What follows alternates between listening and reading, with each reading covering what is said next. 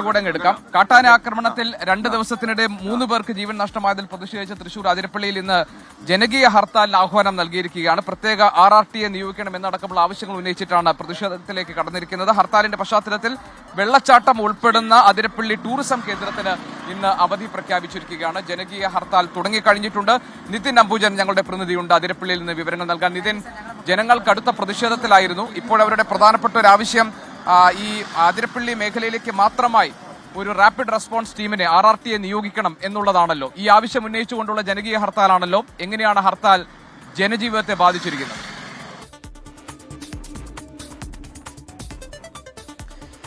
Good morning GK Hashmi. ഞാനിപ്പോൾ നിൽക്കുന്നത് ആതിരപ്പള്ളിയിലെ പ്രധാന പ്രവേശന കവാടമായ അരൂർമൊഴി വെറ്റിലപ്പാറയിലാണ്. ഇവിടെ രാവിലെ 6 മണി മുതൽ തന്നെ ഹർത്താൽ ആരംഭിച്ചു. ഇപ്പോൾ ഹർത്താൽ ഏതാണ്ട് 1 മണിക്കൂർ പിന്നിട്ടിരിക്കുകയാണ്. രാവിലെ മുതൽ തന്നെ ആളുകൾ ഈ റോഡ് ഉപരോധമടക്കമുള്ള ഹർത്താലിന്റെ ഭാഗമായ നടപടിയിലേക്ക് എന്തായാലും കടന്നിട്ടുണ്ട്. ഇവിടെ വിനോദസഞ്ചാരികൾ ഏറെ എത്തുന്ന മേഖലയാണ്. അതുകൊണ്ട് തന്നെ വിനോദസഞ്ചാരികളാണ് ഇത് ഏറ്റവും കൂടുതൽ ബാധിക്കുക. നമുക്കറിയാം, സംസ്ഥാനത്തെ ഏറ്റവും പ്രധാനപ്പെട്ട ഒരു വിനോദസഞ്ചാര മേഖലയാണ്.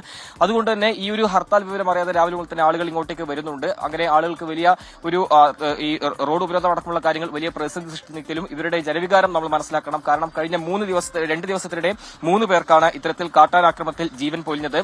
ഞായറാഴ്ച സെബാസ്റ്റ്യൻ എന്ന ഒരാളും അതോടൊപ്പം തന്നെ തിങ്കളാഴ്ച രാത്രി 2 പേർക്കും ഇത്തരത്തിൽ കാട്ടാനാക്രമണത്തിൽ ജീവൻ പൊലിഞ്ഞിട്ടുണ്ട്. ഈ ഒരു സാഹചര്യത്തിലാണ് വലിയ പ്രതിഷേധവുമായി ആളുകൾ ഇന്നലെ തെരുവിലേക്ക് ഇറങ്ങിയത്. ജനകീയ സമിതിയുടെയും വിവിധ രാഷ്ട്രീയ പാർട്ടികളുടെ നേതൃത്വത്തിലാണ് ഹർത്താൽ ഇപ്പോൾ പുരോഗമിക്കുന്നത്.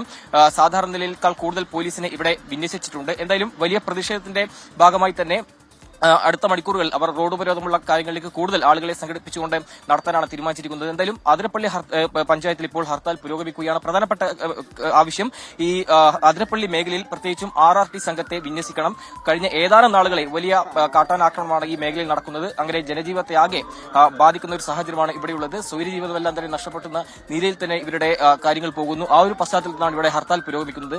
ഏത് നിലയിലാണ് നിങ്ങളുടെ ഹർത്താൽ ഇപ്പോൾ പുരോഗമിക്കുന്നത്? ഞങ്ങൾ ഹർത്താൽ ശക്തമായി കൊണ്ടുപോകാനാണ് തീരുമാനിച്ചിരുന്നത്. കാരണം കാട്ടാന ആക്രമണത്തിൽ നിരന്തരമായി അതിരപ്പള്ളി പഞ്ചായത്തില് മരണങ്ങളും അതുപോലെ തന്നെ കൃഷിയിടങ്ങളും എല്ലാം നശിച്ചുകൊണ്ടിരിക്കുകയാണ്. ആദിവാസികൾക്കിടയിലാണേലും ഇതുപോലെ തന്നെയാണ് വന്യമൃഗശല്യവും കാട്ടാന ആക്രമണവും നല്ല മരണങ്ങൾ ഉണ്ടാവുന്നുണ്ട്. അപ്പൊ അതുകൊണ്ട് അധികാരികളുടെ കണ്ണു തുറപ്പിക്കാനായിട്ടാണ് ഇന്ന് ആതിരപ്പള്ളിയിലെ ഈ ജനകീയ ഹർത്താൽ ഞങ്ങൾ നടത്തുന്നത്. ശക്തമായ പ്രതിഷേധത്തോടുകൂടി തന്നെ ഈ ജനകീയ ഹർത്താൽ ഞങ്ങൾ നടത്തി പൂർണ്ണമാക്കുമെന്ന് പറയുന്നു.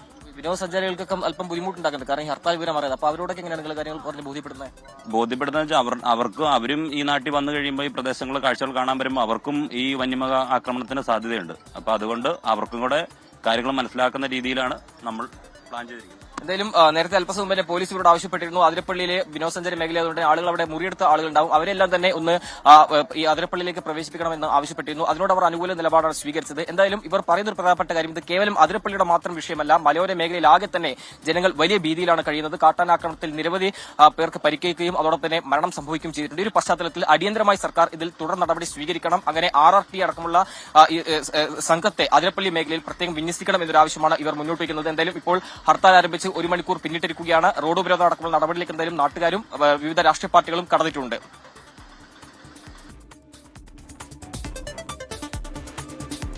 മുക്കത്ത് അല്ലേ നമ്മുടെ സഹോദരിമാരൊക്കെ നമ്മുടെ കൂടെ എവിടെയാ ജോലി ചെയ്യുന്നത്?